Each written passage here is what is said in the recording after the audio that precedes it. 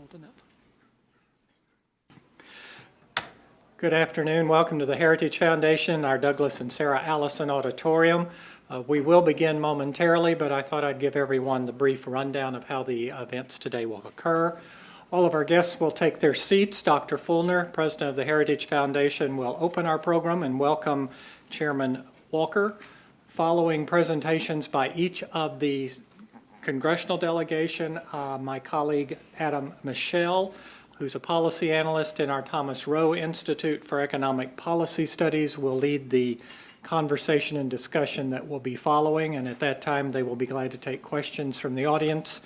And for those watching online, we remind them, as always, that questions can be submitted to speaker@heritage.org now or even during the replays in the future if you have questions on the presentation. Thank you, and we'll start shortly.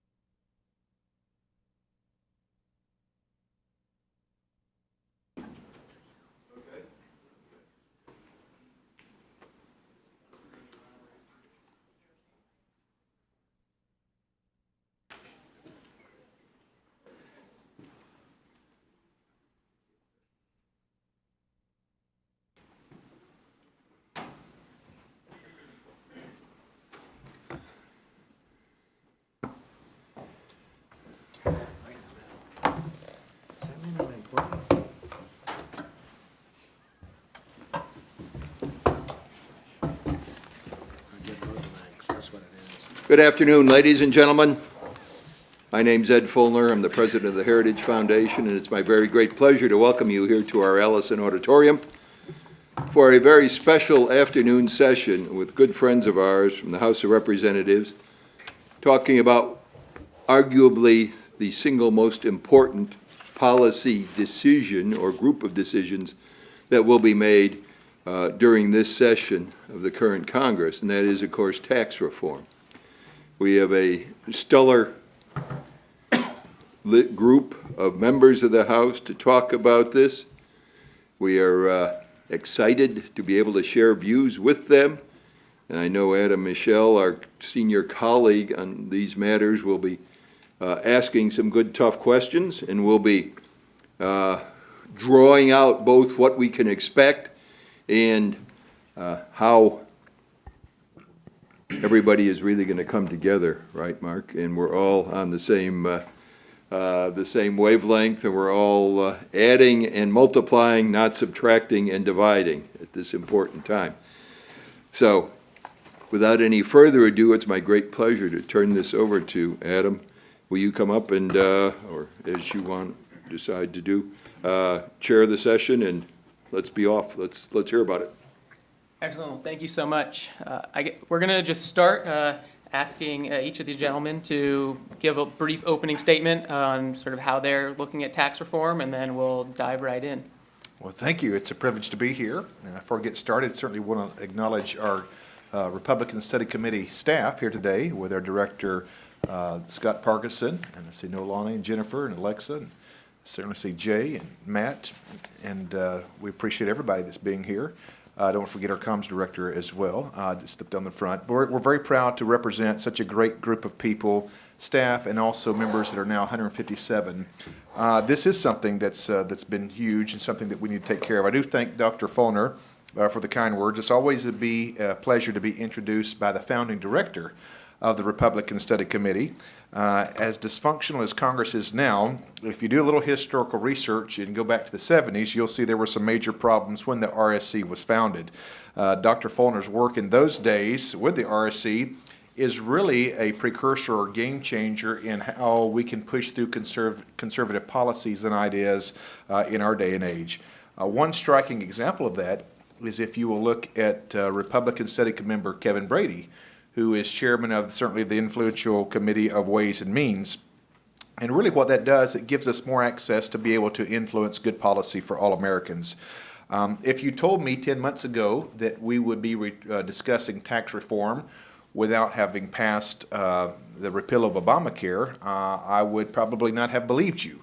But we are now in this condition, so that's not only is it strategically important that we get tax reform done, but it's also something as far as following through with the promises that we've made to the American people.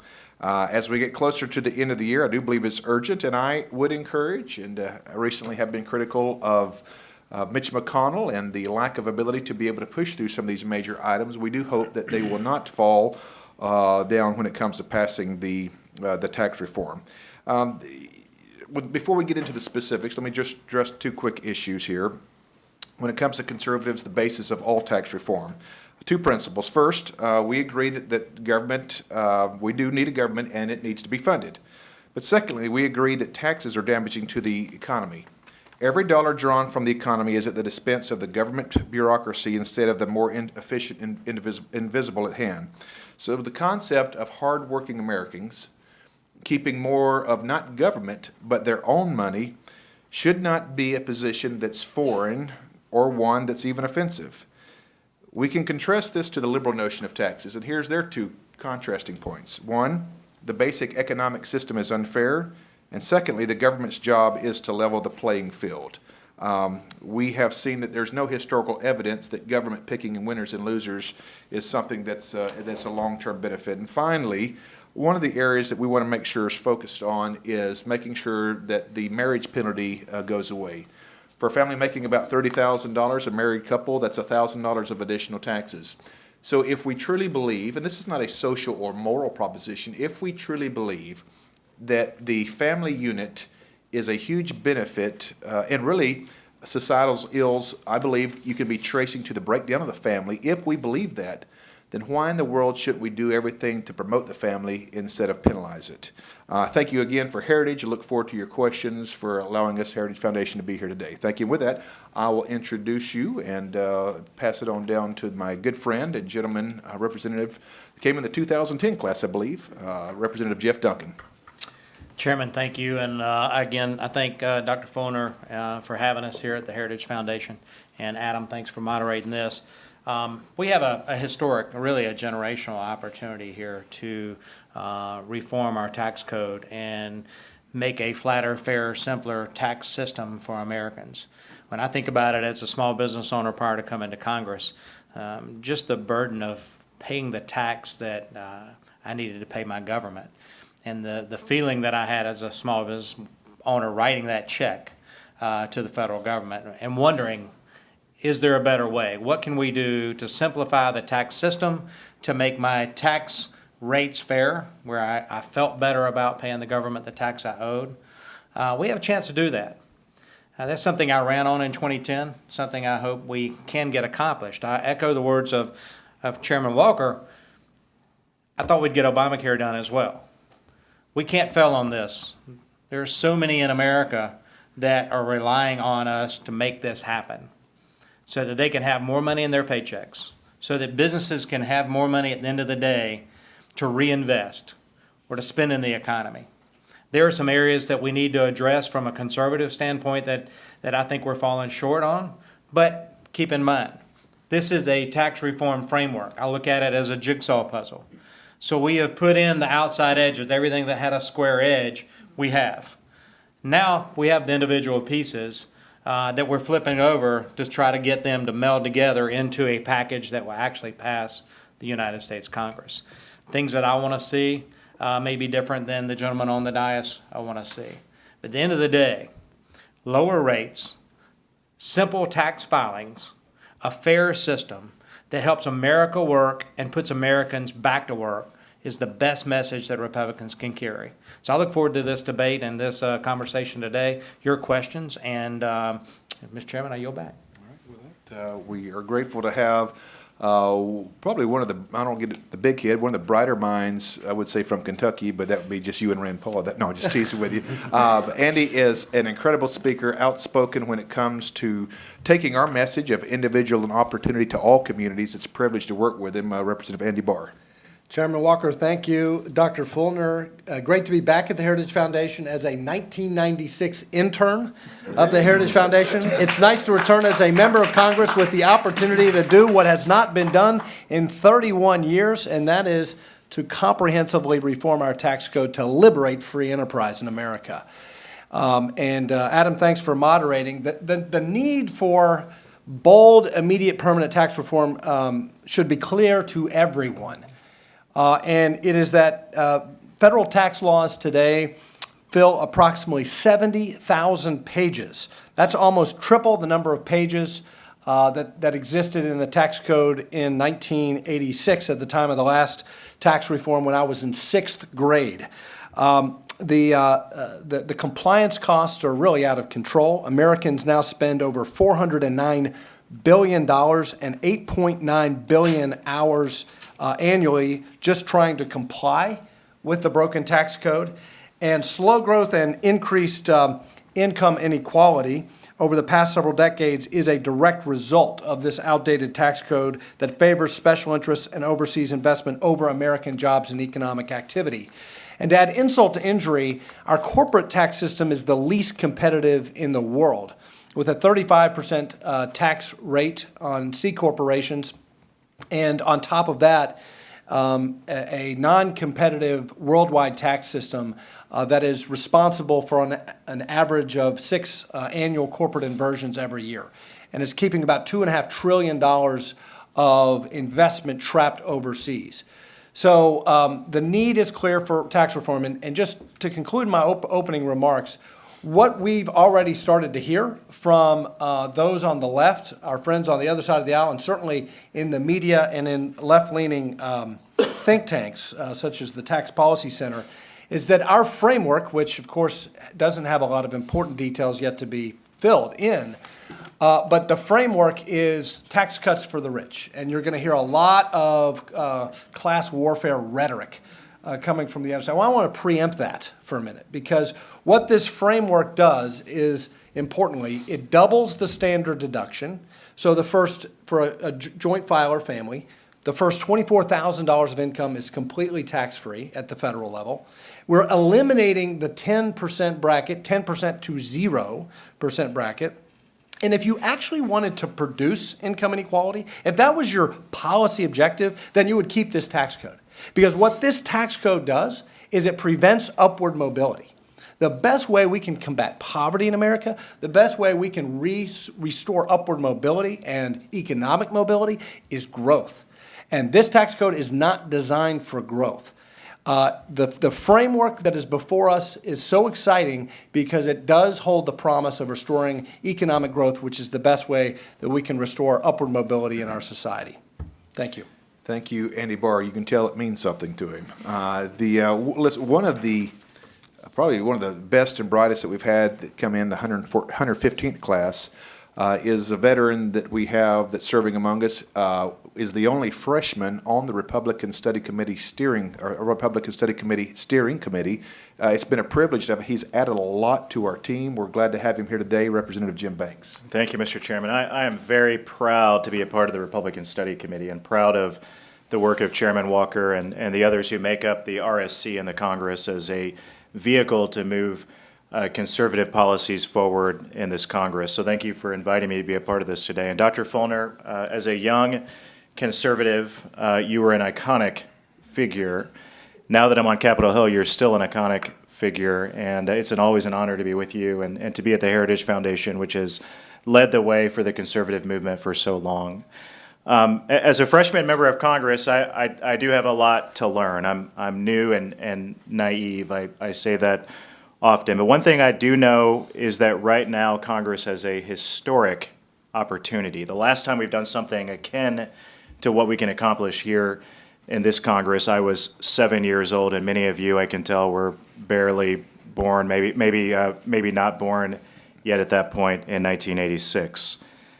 But the opportunity that we have to pass this legislation will lead to a desperately needed period of robust and sustained economic growth. And the reason I say that is because I've seen it firsthand. I've seen what happens firsthand when you pass historic tax reform like what we will be debating and potentially passing in this Congress. I served for 6 years in the Indiana State Senate, and I worked with Governors Mitch Daniels and a guy named Mike Pence as a state senator, and we passed, during that time, during those 6 years that I was a state senator, we passed 2 rounds of tax reform that resulted in Indiana being named one of the top 10 states in the nation for our business climate.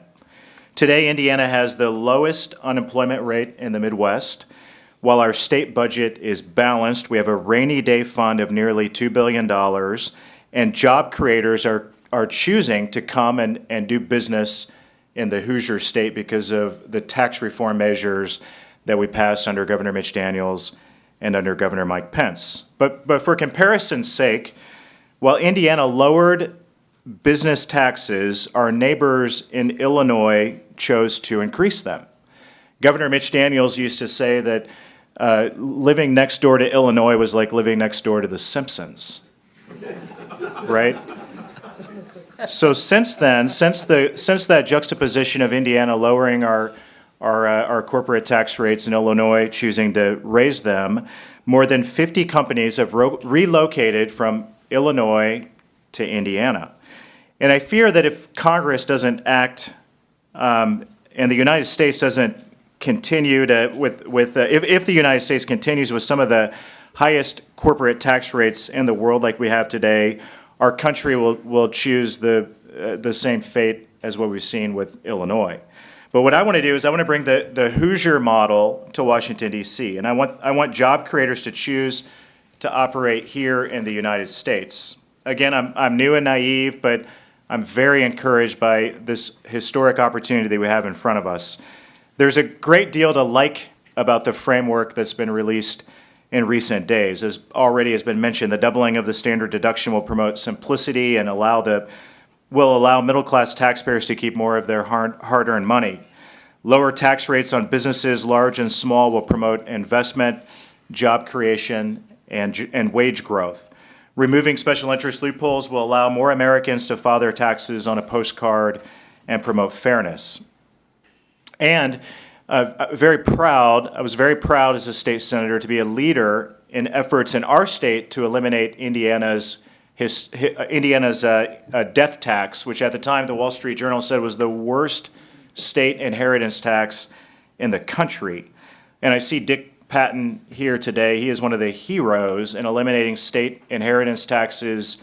And now we have an opportunity right in front of us to eliminate the federal estate tax as well, just as we did in Indiana eliminating the state inheritance tax. So I'm hopeful that the final legislation, though, while it's historic, it has so many high points. As Chairman Walker said, there are areas that we can make this framework even better by eliminating the marriage penalty, by allowing full expensing to be permanent instead of just for 5 years, and focus a bit more than what the framework already does on helping small businesses. And with those small changes, I believe this tax reform package will help all American families and workers and usher in a new era of economic growth in our country, just like what we've seen in Indiana, making Indiana the envy of almost every other state in the country. So I'm excited to be a part of that. This is what I ran for Congress to be a part of, and very proud to be here today to talk about this important issue. Thank you. Congressman Banks, you sort of ended on the note that I want to start on. Congressman Duncan, you set up the discussion of the unified framework as these pieces of the puzzle on the outside, and we need to figure out what's going to fit on the inside. Of the sort of items that are up in the air, things that are sort of in flux as part of the framework, are there specific items in the center of those puzzle pieces that are maybe not being highlighted in the discussion, or you think are most pressing going forward that we want to make sure are part of the discussion? Yeah, so a lot of it has been talked about in the discussions. As Jim said, you know, a postcard to do your taxes on. Here's my income, here's my standard deduction, my mortgage, my charity, here's my tax rate of 15%, here's my net taxes, put a stamp on it, here's how much you've collected out of my paycheck, and it's either send me a check or I'm sending you a check in the mail. It should be that simple to pay your government the taxes that you owe them. There's a copy. Thank you, I didn't have that. I like mine better. Wait a minute. But it's the same thing. You can find that online at the Ways and Means site. Tax rates are something that's going to be debatable. We have what Ways and Means and House Republicans have talked about. I think Andy talked about, you know, if you pay, 12% now, you go to zero. Well, 15% it goes to 12%. Lowering rates, corporate tax rates, S corps, C corps, and how they're treated. LLPs, LLCs. So a lot of that jigsaw puzzle has been talked about. Trying to get it all fit together in something that will pass the United States Senate, I think, is a challenge. But there's a couple things that haven't been talked about. The main thing that I believe is capital gains tax. If you think about Obamacare, and Chairman Walker mentioned Obamacare and our failure there to do what we told the American voter and actually repeal Obamacare. Built into Obamacare is a pay-for, a redistribution aspect to tax capital gains at, 3.9%? Tax experts can tell me 3.8, 3.9% Obamacare capital gains tax. If nothing else, because we don't like Obamacare and we're trying to dismantle it in so many other ways, why not do away with the Obamacare capital gains tax? And that way you reduce that. The other thing is, let's look at capital gains taxes in general. I told leadership that I believe it's a pay-for. Now, how can you talk about lowering tax rates as a way to pay for tax reform? Well, if you look at the 3 times that we have actually done tax reform and done capital gains tax reductions, 1981, we cut the capital gains tax from 28 to 20%. Revenues to the federal government grew by an annual average of 15.8% from 81 to 84. In 1997, the rate was cut again from 28 to 20%. I don't know why we keep raising this. The Democrats in control, they want to raise rates. They think that's the way to generate revenue. We actually cut the capital gains tax rate from 28 to 20% in 1997. Revenues to the federal government grew by an annual average of 17.8% from 97 to 2000. So then in 2003, we had to revisit this issue again. We cut the capital gains tax from 20% to 15%. Revenues grew by an annual average of 25.5% to the federal government. So if we truly want to stimulate economic activity, allowing these capital assets to be sold, the seller of those assets is going to reinvest that money. That's what we do as Americans. We reinvest the profits from the capital gain. Somebody bought that asset, and they're going to utilize it to hopefully create jobs as well. And the federal government is going to see an increase to revenue because of the capital gains tax reduction. So I see it as a pay-for. Why we're not having more of this conversation within the Ways and Means Committee and the White House is beyond me. The least, and I go back to my original premise, the least we ought to be talking about is the Obamacare capital gains tax increase. Thank you. The capital gains side of the equation is, as you pointed out, incredibly important, but there's also a talk of adding possibly a 4th rate on the individual income tax side in the framework. Can one of you speak to how we should think about the possibility of adding this 4th rate in to the discussion and whether or not it's a viable path forward? Well, you know, one thing that I think people get caught up on a little bit too much is the rate. What's really equally and perhaps more important is the thresholds, the income thresholds where the rates kick in. Because when we talk about lowering taxes for all Americans, not only is that in terms of rates, but where do those thresholds kick in? And I think those thresholds need to go up as the rates come down, meaning that you move to a higher tax bracket, the higher income you earn either as an individual or as a family filing jointly. And so that's a way we can really deliver middle-class tax relief. And, you know, even the framework contemplates a level of progressivity here. and I know the president has indicated a desire for a fourth rate. What I would say is, as long as we're raising the thresholds that kick in at new rates so that we're delivering tax relief, we're lowering the tax liability for Americans, then that's the most important pro-growth factor. The lower the marginal income tax rates are, the less we punish work. And as a member of the House Financial Services Committee, chairman of the Monetary Policy Subcommittee, we do a lot of oversight over the Federal Reserve. And I disagree with Chair Yellen's pursuit of unconventional monetary policy, but one thing, as an economist, I think she's got right, is that the reason for substandard growth, the reason why GDP output is insufficient and not equal to historical standards in terms of recovery, is because of low productivity. We can remedy low productivity with lower marginal rates, and if we increase the thresholds so that we're rewarding more work and we're rewarding productivity. So this talk of a fourth rate, you know, if we have a fourth rate that kicks in above $1 million, that might be okay as long as you're increasing the thresholds moving forward. That means you're lowering the tax liability for every American.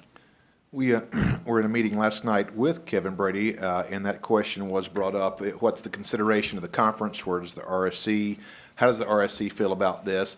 One of the things that we want to remember is that if we add a fourth bracket, what does it mean for the people that would be potentially moving from upper middle class or middle class, if you use the word class, to that level? Is it going to be a place where it actually penalizes these folks? But the larger component that I want to make here is that we should never be in a position that we do anything based on what our friends on the left think or we should or shouldn't do. And here's what I mean by that. The talking points on the left, the die is already cast.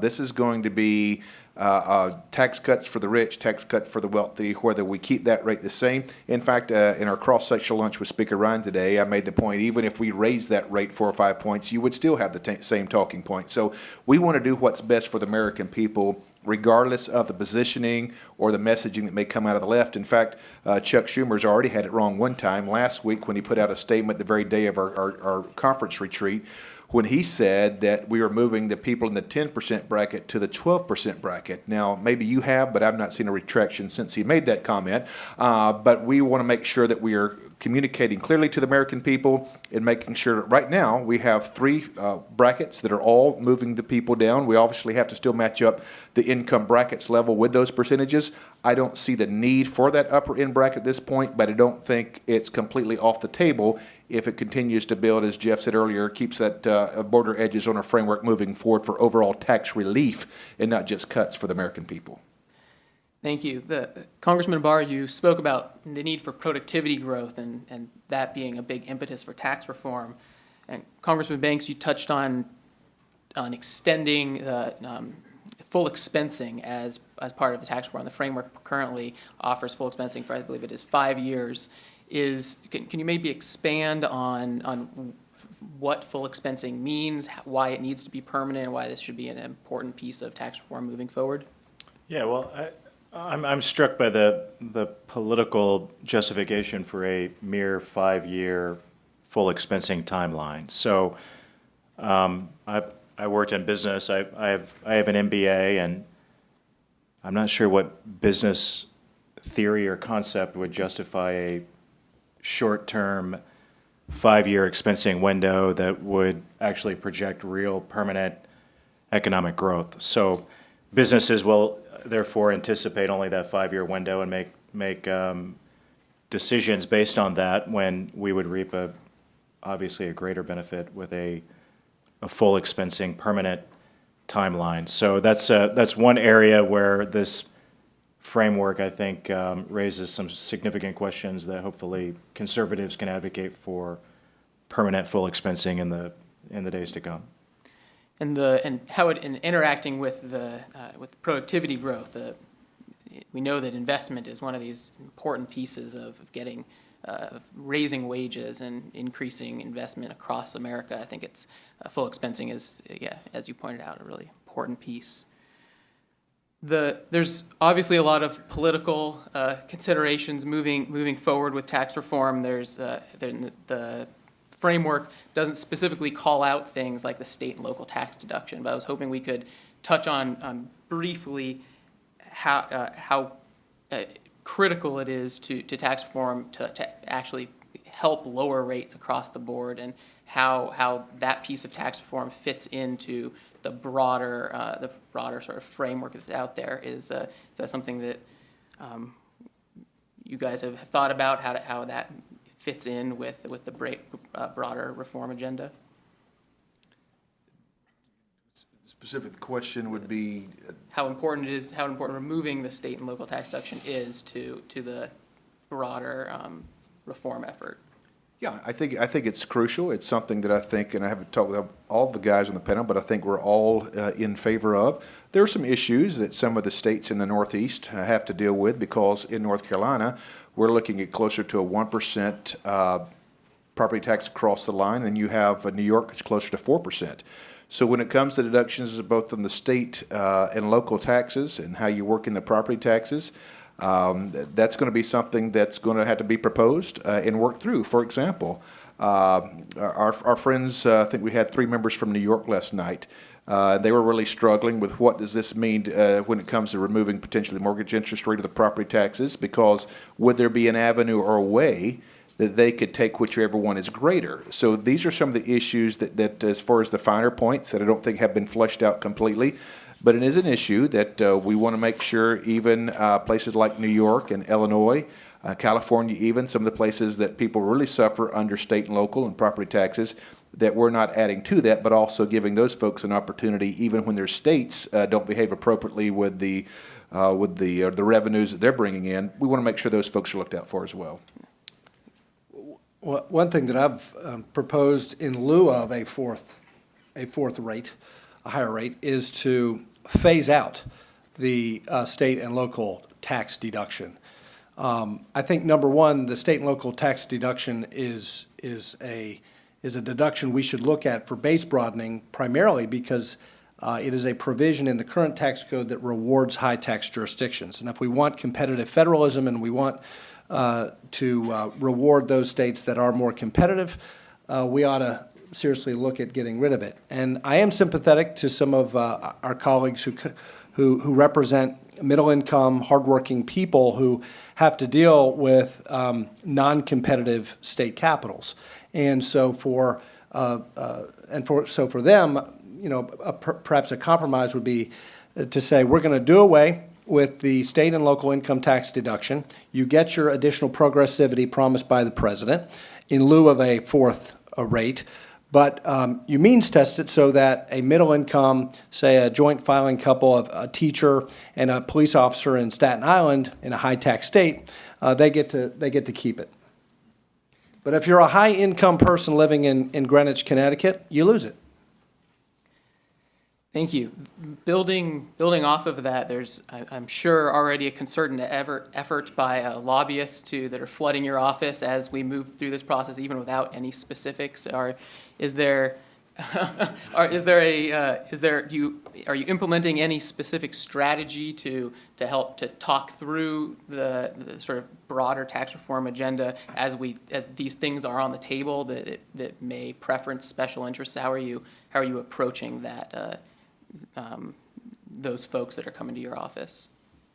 Well, this is politically very popular. So really I don't want to say it's us versus them, but my constituents in my district desperately want us to pass tax reform legislation and tax relief. So when it comes to special interest groups that want to maintain the status quo and loopholes for this special interest or that special interest, it's them versus the very popular public sentiment in my district that the time is now to grow the economy, pass permanent tax reform. So that makes this pretty simple for me. I don't know, no strategy needed. How many people, you have a fairly large audience here. How many people would like to have more money in your paycheck at the end of the day? That's what it's all about, guys. We're all special interests. Our interest having that extra money in your paycheck to spend in the economy, to save for college, to pay down on the mortgage, to build equity in investments. That's what makes America work. We want to stimulate economic activity. And lowering tax rates will just do that. Because I could ask a question, and I won't. How many of you would put 100% of that money in the savings account? Because I know you won't put 100% of it. Hopefully you'll put better than 50% of it, but probably not across America on average. We're going to spend that money in the economy. And we all know how it works. That trickles out, trickles up, trickles down, trickles out. Economic activity means prosperity for this country. Now, I hope we will get into repatriation and what that means for economic stimulus and whatnot, but at the end of the day, it's about you keeping more money in your paycheck at the end of the day, about those small businesses having more money at the end of the year. It's about those large corporations having more money to pay out in dividends or reinvest in job creation. Because right now, the government is taking too much. Think about the arrogance for a second, if you would, please. We're bringing in $3 trillion worth of revenues, and the arrogance of a bureaucracy, a federal government, that tells the American public, we know better how to spend your money than you do. If you think about that and let that resonate, I hope people that are watching this back home or wherever they may be, think about the mindset of when our society gets to a place that you have citizen representatives going to Washington, D.C. that are constantly asking for more and more money because we know better how to spend it than you do. It should be highly offensive for all Americans. Thank you. I think turning to this idea of economic growth from the business side of tax reform, Congressman Duncan, you mentioned repatriation and how moving to a territorial system may allow businesses to bring that money back into the United States. I'd like to just briefly touch on how uncompetitive our current tax code is and how the changes that are being proposed can allow businesses to hire more Americans, bring more investment back. So American companies with operations overseas are hoarding cash overseas because if they bring it back in the country, it's taxed at a very high rate. The better plan tax reform framework has repatriation coming in, I believe, at 0%. I don't know that will stay at 0. I don't know. We're going to work toward paying for this. There might be a small, at the end of the day, I'm just speculating, there might be a small tax on the repatriation, but it would be much lower than it is today, and it will be in a way that it still incentivizes that money to come back. If it stays at 0, I'm fine with that as well. What I want is those overseas companies be able to repatriate that money back in the United States, because what does that mean? So a company that has overseas earnings brings that back into the United States, they're going to use that money to either pay themselves if they're a small corporation, pay dividends out to their investors who have taken the risk investing in their company in the first place. Those dividends paid out, and it'll probably be limited on what they could pay out in dividends, but those dividends paid out will either be reinvested or will be spent in the economy. Or, and hopefully this was the key, those companies will reinvest that money in job creation here in the United States. That means building physical plants, physical structures, expanding their operation, buying equipment from companies in Indiana, right? Somebody's got to run that equipment. Somebody running that equipment is more jobs. More jobs means more taxes to the government because people are earning income that they're paying taxes on, and they're spending that money in the economy. They're buying homes, they're buying cars, they're buying groceries. They're working. Job creation, reinvestment in this country is a win-win for repatriation. To put a face on it, we know that there is over $2 trillion parked overseas. I didn't know the number, I'm glad. $2.6 trillion that is parked overseas, that this would unlock for reinvestment back in the United States of America. And I know in my district where I have large medical device orthopedic companies and other companies that have some of that money that's parked overseas. I know what that means in Northeast Indiana. It means more jobs and more expansion, more opportunities for those businesses in my district. That's exciting. The time is ripe for this aspect of of tax reform. I apologize, I have to go back to a committee hearing on the House side, so I need to leave you at this point, but thank you very much for having me today. Thank you for joining us. I've got one more question, and then we'll open it up to the audience. So if you have any questions, be thinking of those. I'd like to end with how your sort of two-part question is. One, how do you see tax reform and your role as the House working with the Senate to move tax reform through? And are there any Democrat colleagues that you've been speaking to that you may see the benefits of the tax reform that we're talking about as a way to sort of move this process through?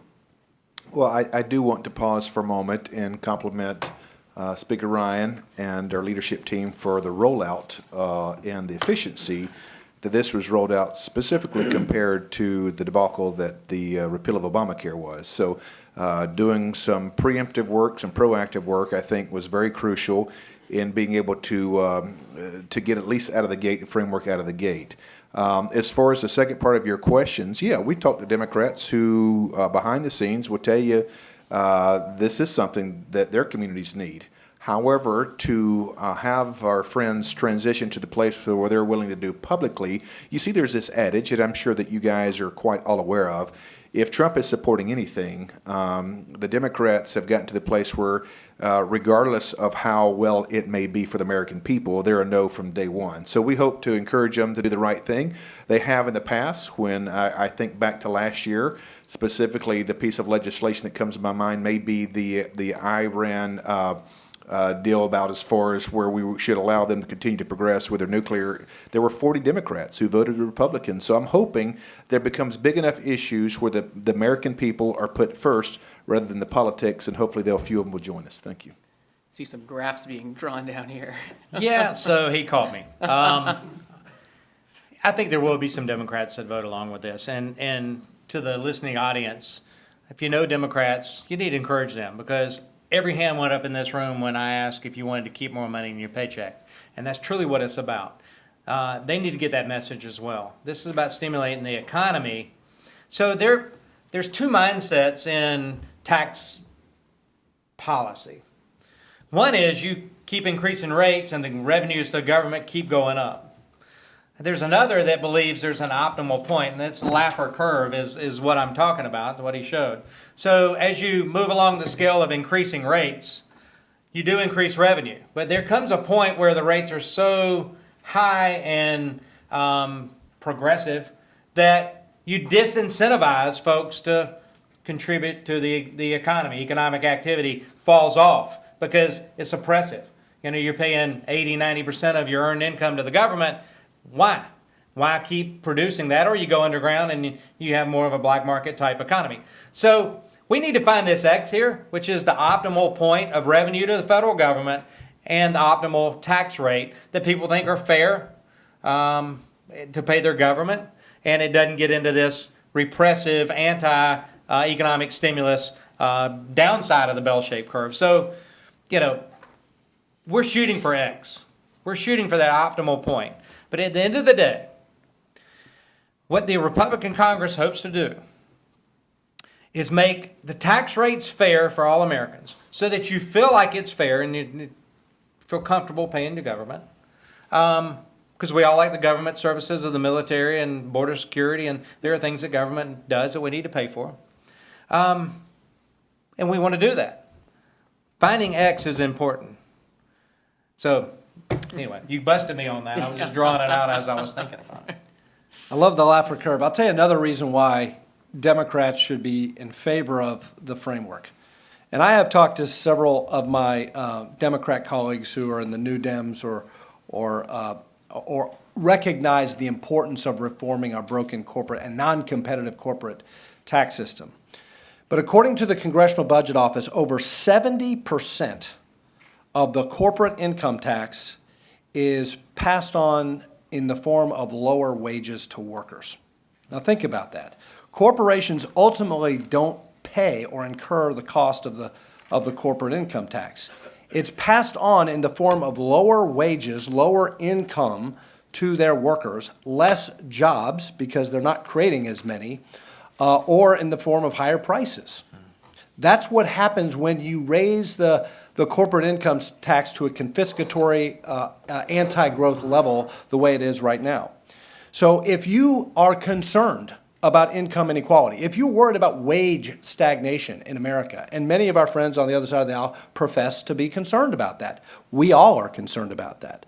I am concerned about my constituents who haven't gotten a raise in 10 to 20 years. Guess how we give them a raise? We make their employers more globally competitive. And that is the best recipe for upward mobility, as I said before. So again, I don't think most people who are struggling in poverty or at the lower levels of income are really particularly concerned about income distribution tables. I think they're more concerned about poverty and getting out of it. And they're more concerned with the lack of upward mobility or economic mobility. Making our corporate tax system more competitive, moving to territoriality and lowering that corporate rate will make their employers more competitive and make them more able to access the American dream and upward mobility. And I'll just add to one thing he said. I think the American people are worried about upward mobility. Everyone wants to achieve more in life, move from lower class, middle class, to upper class. But they're also right now, in 2017, worried about paying the bills. Because we have seen inflation. Prices have gone up. That means at the end of the day, there's less discretionary income left over to pay for college and other things, which have gone up as well. And so people are concerned about paying the bills. Everything Andy said is correct. Wage stagnation because of the employers and the tax policies of the federal government that affect them, but also the personal income taxes that you pay, meaning that you have less in your net check. And we're trying to fix that. I would add this final point when it talks about just overall economy. One of the greatest foundational points of any family is purchasing that first home. It's been part of the American dream for generations. Among our wonderful minority community in North Carolina, home ownership went down all 8 years of the Obama administration. See, those are hard numbers. Those are hard data points. Those are the kinds of things that as members of Congress, we need to be working behalf on all of our communities to give them more opportunity to pursue that upward mobility that we've been talking about. Thank you. With that, are there questions from the audience?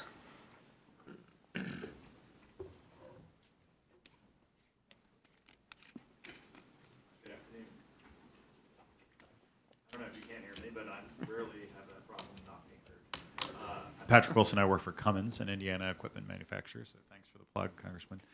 My question is about a recent study by the Business Roundtable that showed that since 2004, America has lost almost $600 billion in value as companies, because of our corporate tax rates, have either inverted or, more critically, have been purchased by foreign entities and taken offshore. I'm wondering what you think the blueprint is going to do to address this question of inversion and the attractiveness of just not being headquartered in the U.S. Yeah. You repeat the question. I don't think the mic was on for the internet The there. question was, how is our, how is the business tax reform piece of the framework going to address the issue of inversions, whereby corporations are moving overseas for primarily tax reasons? First thing I'll say is we don't have a competitive corporate tax rate right now. Even Canada is lower than us. So companies still reside in the United States and have their base operations here because it's still the stable, safest economy in the world. But we have seen this meticulation of companies moving some operations overseas. I think if we, and I believe the framework does this, lower the corporate tax rates for S corps, C corps, LLCs, LLPs, you name your corporate structure. We're lowering the rates for them to make them competitive with Canada and competitive with the rest of the world. Because we are the safest and strongest economy, if we change our tax rates and make us competitive with the rest of the world, I think you're going to see more of that operation come back in the United States. That's my opinion, because I believe the reason companies have moved operations over is because of our lack of competition. And just a statistic that supports that analysis, only 6 of the 34 OECD countries, including the United States, still employ a worldwide system, down from 17 in 2000. So It's a double insult to American companies. Not only are American companies paying the highest corporate tax rate in the industrialized world, but our peers are not operating and laboring under this non-competitive worldwide tax system. They've moved to a territorial tax system. So, yes, we need to get the rate down. We also need to move to a territorial tax system as well, and I think that would be very, very, very beneficial. Thank you. Here in the front row. Hi, it's Eric Wilson from Boomer. A quick question. When I was listening to what you guys were talking about as far as possible changes to the Big Six framework, I heard, permanent full expensing, possible lowering of capital gains and dividends, the threshold dropping, the SALT having a phase down. But those all would tend, at least statically scored, to raise the deficit. So my question is the idea that these deficit increases would later be dealt with through huge spending cuts to come later, or is there some other set of pay-fors or changes to the tax code that you would seek at this time to address that? Yeah, I'll take that. Always, as true fiscal responsibility members of Congress, you want to pay attention to what long-term debt is as well as our annual deficits. With projected growth over the next 10 years, in fact, I believe last quarter, for the first time in a decade, we were at 3.1%. We think the anticipation, as well as this great tax reform, is going to continue to only stimulate the economy. We believe that the dynamic scoring that's being used by the Ways and Means is the proper way to look at this. And do not believe that some of the projections I know that have come out by the Brookings Institute and others is an accurate portrayal, even though one of our guys did use that yesterday. That may be what you're referring to as some of the concerns. We're not buying into that yet. And the other component is that we don't have all the numbers at this point to be able to push back in that arena at this point. So as we put these pieces more and more together, we're not trying to bypass the question, but a lot of this will determine as far as what those nuts and bolts look like as far as how it does break down. And I think hopefully over the next 2 to 3 weeks, yes, you did lay out if all that wish list that you just repeated got put back into it, there would be some other issues. Obviously, we thought we would have another $980 billion of the Obamacare taxes to work with. At first, another $1 trillion of what we thought would be the border adjustment tax. Those are both gone, so we do have to be mindful of that. But to the larger point, we have concrete evidence. Jeff cited 3 different historical examples of when we are able to stimulate the economy through tax relief. It's always a benefit to the American people, and overall revenues grow in general. Thank you. We got time. Oh, go. If I could just add one other thing. So obviously, dynamic scoring is important. The reconciliation procedure itself will require, with dynamic scoring, over a 10-year budget window, a surplus. So that's something to keep in mind. So there's going to be, in addition to some revenue-producing tax cuts, like capital gains tax cuts and other growth-producing measures, there's going to be some base broadening as well. And we talked about state and local, but there's going to be others as well. One area that I have kind of cautioned the tax writers on, in terms of of not being too aggressive in terms of the base broadening effort, is on interest deductibility, corporate interest deductibility. I know the objective here is growth, and we need growth both in terms of meeting our reconciliation requirements and because that's what we want to achieve for the American people, is growth. I worry that if we're too aggressive in limiting corporate interest deductibility, we will unintentionally limit the growth potential of this tax reform effort. Why do I say that? Because from a Financial Services Committee perspective, we live in a credit economy. And this is 70% of American employers are non-investment grade companies, meaning that they're debt-oriented. Real estate is a great example of that.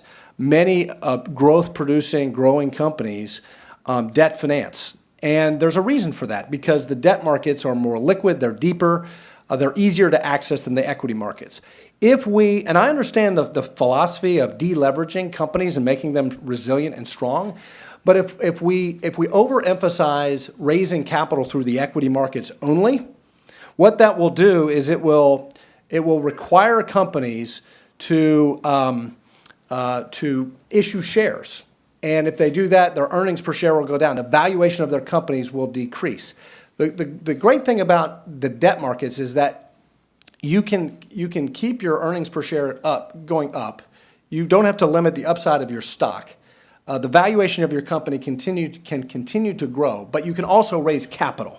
So the key here is, let's not change the tax code to limit corporate interest deductibility to such an extent that we deprive the American free enterprise system of capital formation. So that's just one comment about the base broadening effort. Yes, we need to do it. I worry that the framework is maybe a little too aggressive on clipping the interest deductibility. And the last thing I'll say on this is that for too long, we've seen the American economy operate under a repressive tax code. Under the Obama administration, we saw a repressive regulatory environment. It's no wonder we had a very slow recovery from the 2008 market downturn and Great Recession. Recognizing that repression, the United States Congress has, with the CRA, started rolling back some of those regulations. We saw the market respond this spring. I think the markets responded to the hope that we're going to get tax reform done. So if we can do away, we've already done away with a lot of the repressive regulations. If we can do away with or change this repressive tax code to make it more attractive, economic growth is going to be there. So to answer your further point, the whole static and dynamic scoring of CBO is going to cause Congress some problems, because that is going to be a talking point of the left, is the CBO score on tax reform. But if you look at it truly dynamically, the growth's there. The empirical data shows that lower tax rates actually work to stimulate economic growth and revenue to the federal government. It's been since '86 since we've done this. I can point to the capital gains tax reductions and the growth there. I truly believe that lowering income tax rates and making us more competitive as a nation will stimulate the economy enough to more than pay for any lost revenue the federal government may receive from tax reform. I have no doubt about it. Thank you. On that note, I'd like to thank you all for joining us here to talk about tax reform, and you all for coming out to listen. So thank you very much. Thanks to Heritage. God bless.